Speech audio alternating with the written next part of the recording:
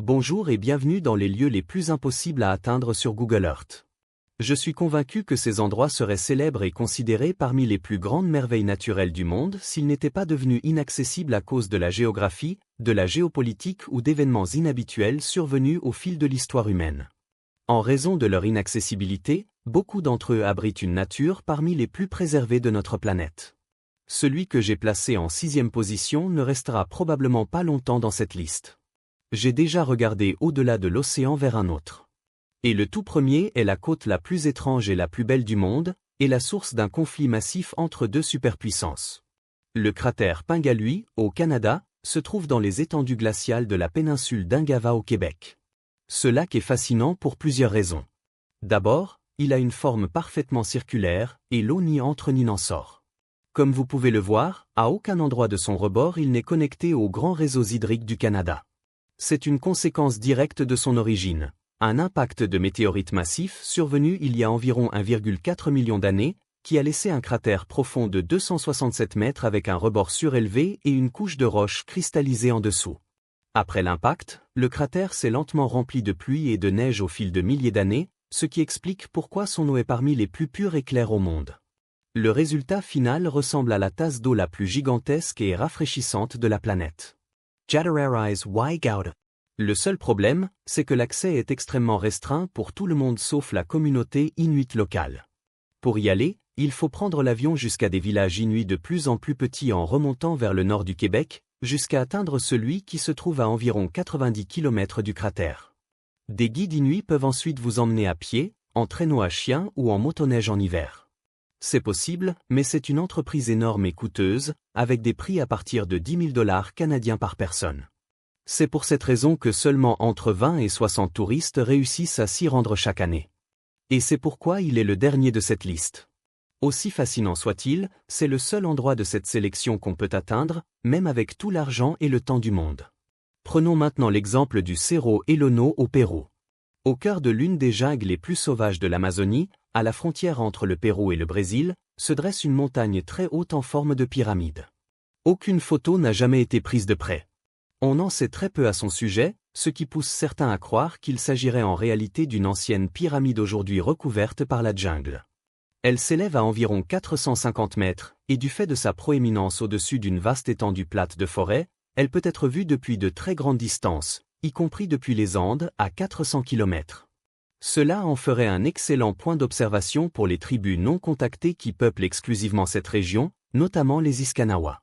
Cependant, les témoignages oraux des tribus voisines contactées suggèrent que cette montagne ne sera peut-être jamais gravie par des humains, car elle est tenue en très haute estime religieuse, possiblement considérée comme un esprit protecteur en raison de son emplacement à la source de grands affluents de l'Amazone. La présence de ces peuples indigènes non contactés rend toute expédition vers cette montagne très dangereuse. Mais ce qui rend réellement cet endroit intouchable, ce sont les protections juridiques extrêmement strictes mises en place par le gouvernement péruvien dans cette réserve territoriale afin de préserver la souveraineté et la santé des populations indigènes. Ce qui signifie que même les chercheurs ne sont pas autorisés à s'approcher à plusieurs kilomètres de la base du Cerro Elono. Ce n'est pas la seule fois où l'importance religieuse d'une montagne en fait un lieu où aucun être humain n'a jamais mis les pieds. L'île Bouvet est un minuscule point de roche perdu au milieu de l'océan austral. C'est littéralement l'île la plus isolée du monde. La localité humaine la plus proche se trouve à plus de 2000 km. Et la masse terrestre la plus proche est l'Antarctique, à environ 1600 km. Imaginez la déception des navires perdus en mer lorsqu'ils posaient les yeux sur l'île Bouvet. C'est un dôme rocheux stérile recouvert d'une coquille de glace balayée par les vents. Mais elle cache un secret chaud. Sous la glace se trouve un volcan actif qui, techniquement, pourrait entrer en éruption à tout moment. Et malgré son aspect hostile, elle abrite une population étonnamment importante d'oiseaux marins robustes qui y trouvent un sanctuaire à l'abri des prédateurs. Google Earth montre à quel point ce paysage est extrême. D'énormes plaques de glace glissent sur tous les côtés, tombant dans l'océan ou contre les rochers de manière spectaculaire. Du côté sud-est de l'île, on peut observer des vagues de taille colossale disposées selon un motif carré classique, connu pour générer des vagues scélérates et des courants de retour puissants. Et je ne pense pas avoir vu ailleurs sur Google Earth une vague projeter une ombre aussi massive. Le sommet de cette vague mesure environ 30 mètres de large. Ce n'est pas surprenant, car elle se trouve directement sur le passage de certaines des plus grandes tempêtes de la planète. Il n'y a ni crique ni port sûr permettant à un navire d'accoster. 80% de l'île sont constitués de falaises plongeant directement dans l'océan, et les 20% restants sont des récifs exposés et des plages dangereuses. Oui, certaines personnes y ont débarqué lors de rares expéditions scientifiques et y ont techniquement marché, mais sans véritable raison de le faire. La seule créature ayant réellement sa place sur l'île Bouvet, c'est le manchot. La Norvège revendique la souveraineté de cette île et a tenté d'y installer une station météorologique en 1977 et en 1996, mais ces stations ont disparu en quelques mois, probablement balayées par une avalanche ou une tempête massive. Depuis, une station a réussi à survivre depuis 2012. Une fois, un canot de sauvetage mystérieux a été retrouvé sur l'une de ces plages, mais les éventuels occupants n'ont jamais été retrouvés. Nous nous dirigeons maintenant vers les sommets des monts Tepuy au Venezuela. Ces montagnes sont en réalité de gigantesques plateaux au-dessus des nuages. Ces plateaux colossaux sont une caractéristique géologique majeure dominant les vastes étendues de jungle du sud du Venezuela. S'étendant sur des centaines de kilomètres, il existe plus de 6 grandes zones composées de ces plateaux de grès, fragmentés en mésas de taille variée. Ils s'élèvent de 600 à près de 3000 mètres de hauteur et sont complètement entourés par la forêt tropicale. La cascade Angel, la plus haute chute d'eau du monde, tombe du sommet de l'un d'eux. Et à proximité se trouve le célèbre mont Roraima. À ma connaissance, ce sont les deux seuls tépuis avec des sentiers menant au sommet. Les autres sont si reculés, escarpés et isolés qu'il n'y a ni sentier, ni endroit pour que des humains ou des aéronefs puissent y atterrir, rien. Nous savons quelques petites choses sur ces environnements uniques, un volume impressionnant d'espèces endémiques y vit, dans une forêt tropicale d'altitude où les températures peuvent être étonnamment froides. Il y a aussi de nombreuses formations géologiques étranges, ainsi que des lacs, des grottes et des dolines visibles depuis l'espace, comme celle nommée Cima Humboldt. Mais est-ce vraiment une doline si elle se trouve au sommet d'un plateau? Ou est-ce simplement un endroit où le sol a décidé de redevenir plus normal? Seulement 3 expéditions scientifiques ont été menées dans ces dolines, dont l'une a failli coûter la vie à l'équipe. Et à l'intérieur, ils ont découvert des espèces endémiques qui ont évolué séparément du reste du monde pendant des millions d'années. Là-haut, on a vraiment l'impression que les humains n'ont jamais existé, et c'est une pensée magnifique. Prenons maintenant tous les éléments qui rendent cet épuis impossible à atteindre et renversons complètement la situation avec les canyons de grès du centre du Brésil. Ce système profond de canyons ressemble beaucoup à d'autres canyons de grès qu'on peut trouver ailleurs dans le monde, sauf que ceux-ci se trouvent sous un épais manteau de forêt amazonienne. Les longues ramifications étroites s'étendent sur des distances démesurées dans la nature, très loin des villes ou des routes. Il existe très peu d'informations en ligne à leur sujet, mais je dois supposer que les extrémités de ces couloirs de pierre et de jungle sont des endroits où personne ne peut même s'approcher.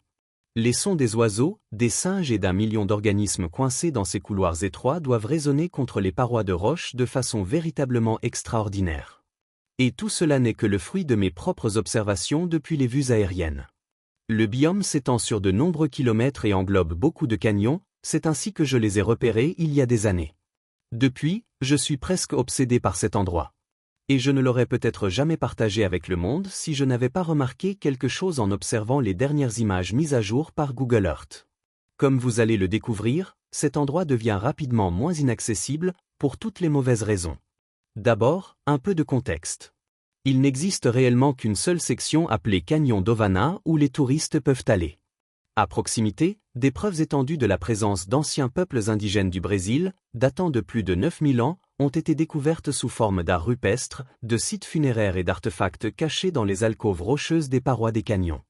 Recouvrant certains canyons du nord, dans les plaines situées au-dessus de la bordure des canyons, se trouve le parc national brésilien Serra do Confuso, qui offre une certaine protection environnementale. Mais regardez bien les canyons les plus profonds situés juste en dehors des limites du parc national. Des kilomètres de jungle dense qui faisaient office de barrière contre l'avancée humaine dans ces canyons immenses ont été défrichés par des opérations forestières de plus en plus intensives. Le changement est très net et signifie que tout ce qui était resté caché au monde dans ces parois de grès, organismes endémiques, artefacts, sources immaculées, est désormais aplati sous la stratégie de développement économique du Brésil. J'aimerais espérer que les gouvernements locaux de ces régions réalisent que ce paysage est totalement unique au monde, avec un potentiel énorme pour l'écotourisme, et qu'il serait presque certainement plus rentable à long terme de préserver ces écosystèmes intacts avec des sentiers bien aménagés dans ces canyons luxuriants plutôt que de tout détruire à coups de bulldozer. Peut-être qu'étendre les limites du parc national serait une solution. Le sommet du mont Kailash, dans la zone occupée du Tibet par la Chine, n'a jamais été foulé par un être humain, bien qu'il culmine à plus de 6000 mètres d'altitude. Il s'agirait pourtant d'une ascension très faisable pour une équipe expérimentée d'alpinistes. Seulement 3 tentatives ont été enregistrées dans toute l'histoire, toutes avant 1950, et toutes ont échoué. Depuis, personne n'a même posé le pied à la base de cette montagne. Et cela pour une combinaison fascinante de raisons politiques et religieuses. Petit avertissement, ce qui suit est ma tentative personnelle de simplifier quelque chose d'extrêmement complexe. Le mont Kailash est une montagne profondément sacrée pour les religions hindoues, bouddhistes, jaïnes et bundes d'Asie. Chacune de ces religions a sa propre interprétation, mais toutes s'accordent à dire que Kailash est la manifestation physique du mont Méru sacré. Elles le considèrent comme le centre du monde, demeure des dieux et entouré de 6 autres montagnes saintes, ce qui en fait une représentation géante d'une fleur de lotus. Il est considéré comme sacrilège de poser le pied sur la montagne elle-même. En revanche, le sentier circulaire autour de sa base est une autre affaire. Depuis plus de 2000 ans, des fidèles venus de toute l'Asie effectuent de longs pèlerinages vers cette montagne, au cours desquels ils parcourent ensuite les 50 km autour de sa base. C'est un exploit spirituel immense, parfois même une étape cruciale sur le chemin de l'illumination pour ces pratiquants religieux, en particulier les Tibétains. Le pèlerinage le plus dévot, ou Kora, est accompli par les pratiquants bouddhistes et Bön, qui se prosternent tout au long du chemin en signe de dévotion extrême. Ils s'étendent au sol, bras tendus vers l'avant pour marquer l'endroit atteint par le bout des doigts, se relèvent, marchent jusqu'à cette marque, se prosternent à nouveau et répètent le processus. J'ai trouvé cela tellement incroyable que j'ai dû essayer moi-même. Maintenant, imaginez faire cela sur plus de 50 km à travers la pluie, la neige, la boue, peu importe. Cela peut prendre jusqu'à 6 semaines. Cela semble presque un exploit impossible en soi. Mais cela a été accompli par des pèlerins pendant des milliers d'années. Du moins, c'était le cas jusqu'à récemment. Lorsque la Chine a envahi l'ouest du Tibet dans les années 1950, elle a pris le contrôle de l'accès à ses anciennes routes, au fil du temps, a exercé un contrôle toujours plus serré pour étouffer cette tradition sacrée. C'est littéralement une montagne emprisonnée. L'Inde a été autorisée à y accéder de manière très limitée, tandis que les Tibétains ont été presque totalement coupés de ce lieu, dans le cadre d'une campagne plus vaste menée par la Chine pour effacer progressivement la religion bouddhiste, indéniablement magique. Quand la Chine a pris le pouvoir, elle a interdit toute ascension du sommet, avec une grande exception. Dans un geste controversé dans les années 1980, le gouvernement chinois a proposé à Reinhold Messner, légendaire alpiniste italien, un permis pour gravir le mont Kailash, mais il a refusé, déclarant célèbrement « Si nous conquérons cette montagne, alors nous conquérons quelque chose dans l'âme des gens. Je leur suggère d'aller escalader quelque chose d'un peu plus difficile. Nous devrions la laisser à ceux qui ne sont pas des alpinistes, aux pèlerins qui y croient. »